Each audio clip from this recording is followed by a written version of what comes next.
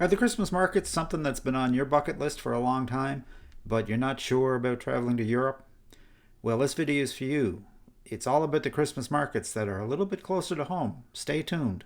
And as always, folks, if you enjoy our content, a like, subscribe, and a ring of the bell is appreciated and helps us to spread the word. My guest today is Sheri Clarke, co-owner of Picture This Travel, an award-winning travel agency based in Nashville, Tennessee and Kansas City, Missouri. Together with her partner Leanne, Sheri and their team of trusted travel advisors have been designing custom land and sea vacations for satisfied clients in Kentucky, Missouri, Tennessee, and across the U.S. Sheri makes her home in Nashville, Tennessee. Hi, Sheri. Welcome to RTE Travel Talk.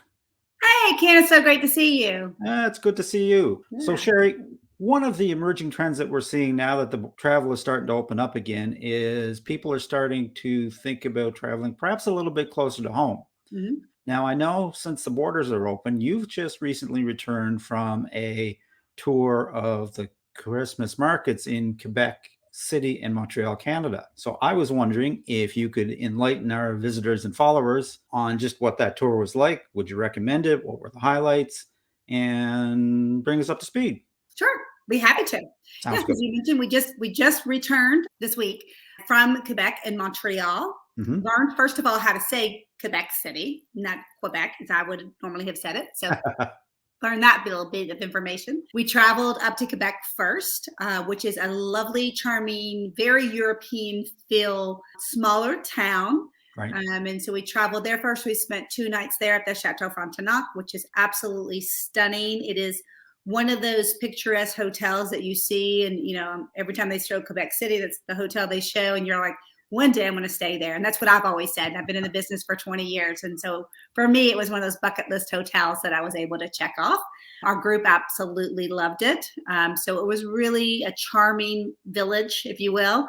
Great location staying at the Chateau Frontenac, because we were able to be right in the midst of all the shopping and the Christmas markets. An absolute ton of history in Oh, Quebec City. incredible. So during the time that you spent in Quebec, was there tours that went along with this, or were you kind of free to travel on your own, or how did that work, Sheri? Yeah. So, and for this particular one, we did have some tours in line. So it was a private custom tour that we were on. Okay. So they did take the group around to several different sites outside of that little area that you would only get to, let's say, if you just flew in and you were just walking about. We were able to get beyond that. So we were able to do a city tour, which gave us a really good overview as well as the history of it. And then we also went out to see the copper mine as well as waterfalls that are outside of the city limits a little bit. So we were able to get around a little bit more than just the shopping. But of course, left plenty of time for walking about, meandering through the streets, and then, of course, visiting the Christmas markets. Now, you've been to the Christmas markets in Europe. How did they compare? I have been to Christmas markets in Europe, and I think a lot of this was probably COVID related in terms of the smallness. So it was a little smaller than obviously ones I've seen over Mhm. in Germany. This one is based, even though it's a French speaking country, it is a German market, but delightful. The food was all good. The vendors were nice, very picturesque. So it was a nice welcome to the beginning of the Christmas season for our group. And how was the shopping? Oh, of course, the shopping was great. You always have a little bit extra room to come home with it. So we were able to pick up some, several Christmas treats, and it was really a nice little way to, again, just kind of start off some of the shopping for your Christmas days. Quebec is a French-speaking. It's a bilingual province, but they primarily speak French in Quebec and Montreal. Did you find any language barriers? I suspect not. But No, not at all. And what really surprised me with the French Canadians is their English accent is as if they're Canadians, and you don't hear the French side of it. So it was, obviously no problem whatsoever in that respect.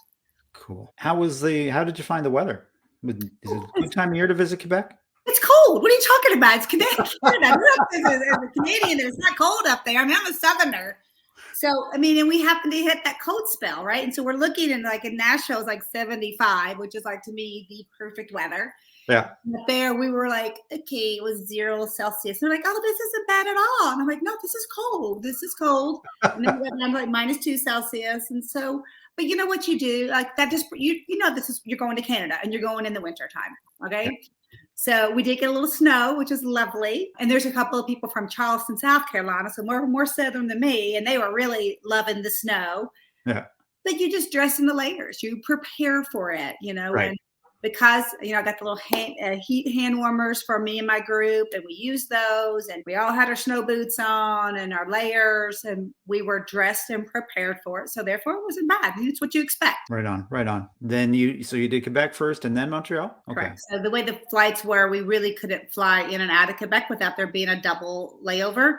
Right. So we did a round trip out of Montreal. We bussed up to Quebec. We were supposed to train, but there actually was a protest and they were blocking the railway. So we weren't able to train down. But that's kind of things that happen in travel. Now we have this story, that we got, blocked from the natives and they were protesting, and a pipeline, we believe, that's going through the reservation. And this has kind of been going on for a year or so. And every once in a while they'll go in and block the railroads. Just one of those minor inconveniences.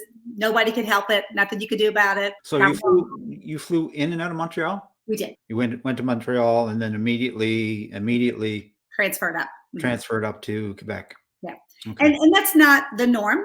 Normally there's more air flight in and out of Quebec. Right now airlift is just not as much as it has been because of COVID. So again, It's great traveling right now for a lot of good things, because it's not as heavily trafficked. So we don't have as many people at the markets or as many people out shopping or out touring. So those are the good things, right? So this going through the markets, you can see, and there's lots of area to walk around, and so that's how we thought outside the box. We decided to come in and out of Montreal. We still benefit from the good things, and we made the best out of the airlift that was available. Right on. So 2 days in Montreal as well? Correct. So we didn't bust our way down to Montreal, which is, as you know, it's a larger city. Doesn't quite have that feel of that European feel. I tell you what, Montreal really likes their chocolate, and I'm not mad about that at all. What it is, there was at their markets, Christmas market, a lot of chocolate, a lot of extra chocolate, which is, again, I'm a big fan of that. So I brought home a lot of that for stocking stuffers. Again, we stayed at the Fairmont property in Montreal, the Queen Elizabeth. Beautiful property, totally different than the other Fairmont, where that one's a lot older. More of that old world look. This is a lot more modern, real modern, hip, cool vibe to it. So it was nice to have those two different juxtapositions of a hotel, both equally lovely. We were walked down to the European market there as well, the Christmas markets. And again, a little bit different feel. It was great to see that as well. And then the next day we went on a nice city tour of Montreal as well. We even got to drive the bus at the F1 racetrack, which was pretty cool. We're on the bus, on the F1 racetrack in the snow. I'm trying to take a video of it to really show, but I was in the back of the bus, so I really couldn't get the feel for it. But it was really pretty cool to be on the F1 track. So what was included? What was included in the tour? Was breakfast, lunch, and dinner on every day, or were you on your own in some cases? So for this particular one, we did include breakfast. The hotel, of course, is included in all your transfers, your breakfast, your porterage, all of that. But we kept open the lunches because that allows people to go out and visit some of the authentic foods that are there. So we did get some of the poutine. Yes, got to have to get that if we're going to Canada, right? And a couple of the other Canadian type dishes that we did go out and try some of the local flavors for lunch. Right. We had a welcome dinner and a farewell dinner. So 2 dinners were included. So then there was 2 nights that you were out on your own as well. Right. So what was the most memorable thing for you for the entire trip? It's a hard one, but I have to say probably, as I said before, it's been a bucket list hotel of mine. So, seeing that Château Frontenac, just hopefully you'll show a picture of that here in a bit.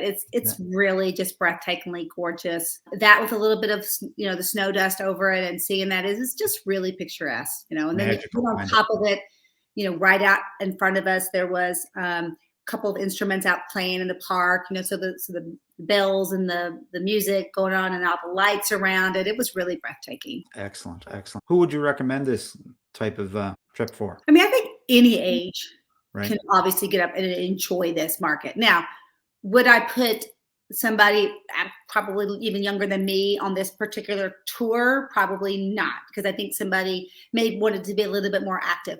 But so senior citizens, age 60 and up, let's say, are great for the tour portion of it, because then they're, it's a little bit more handheld, right? It's a little bit more of, we're going to be with you this whole time and we're going to be able to guide you along. Right. Anybody, below 55 and under, you might want to do this on your own and get a travel agent to kind of help book you. And then you can actually book some of your own private tours. Or if you're going with families, perhaps you don't do those long day tours, you break some things up. I would definitely speak with your travel agent about what your wishes are. And that's what we do as travel agents, obviously, as we talk to our individual clients, and we just want to find out what they're comfortable with. On that, with having a travel advisor in your corner, did you find there was a lot of impact on the tour with regard to COVID? And did you have to jump through any hoops for your guests? Yes, and we did. In these days, if you're not using one, I really highly advise you to find one that you're comfortable with, that's confident, that is doing their due diligence before every trip, because they change. Yeah. So even for us, as we were in Canada, the rules changed from 72 hours to 24 hours to come back to the US. So imagine all that on your own without any guidance, or you may not have even noticed it. Like if you, it wasn't like they sent anything to us. I mean, we had to be kind of on top of our game. So yeah, there are hoops, but is it worth it? I think so. I mean, I want to get back to living and traveling again, and I think it's worth it. But I do think having a travel agent on your side is so important. Just provides a peace of mind. Peace of mind. And you need Absolutely. You do need it. So Sheri, this has been wonderful. Great information. If folks wanted to reach out to you about this tour or perhaps another land or sea vacation in the future, how would they do that? So a couple different ways. I think you've got our phone number scrolling across the bottom there. So that 800 number, certainly reach me, myself, or any of our agents there. Our email and our website always allows you the opportunity to get in touch with any of us. I always like to ask, where are my guests? Where are you off to next? Oh, well, so it is the end of December, obviously. So we are doing one little small trip with just the family and their girlfriends to Savannah, which I love to do Savannah. We're spending New Year's Eve there. Oh, great. But our next big trip is actually, we're doing Israel. It was supposed to go in 2020. This has been removed to 21 and now again to 22. So we have another group of about 40 that's doing the Holy Land. So we're doing that in April. Probably do a cruise in the middle of February as well. But next big group trip is April. Well, I'm interested to hear about that. So yes, we're going to have you back. Absolutely. I'd love to come back and talk to you about that trip. All right. Well, with that, Sheri, I'm going to wish you and all of your travel advisors safe and happy travels. May the wind always be at your back. And I hope to see you on the Lido deck real soon. Yes, Ken. Sounds great. Thank you. Take care. Christmas to you. Bye-bye. Thank you. Bye-bye. And that about wraps things up for today, folks. Special thanks to my guest, Sheri Clarke of Picture This Travel. I'll leave her links in the description for those of you that might like to reach out to Sheri or any one of her team. If you'd like to reach us, you can simply send an email to questions@realtravelexperts, visit our website, realtravelexperts.com, or just leave a comment. We always respond. And as always, folks, if you enjoy this content, a like, subscribe, and a ring of the bell is certainly appreciated and helps us to spread the word. So until next time, happy travels.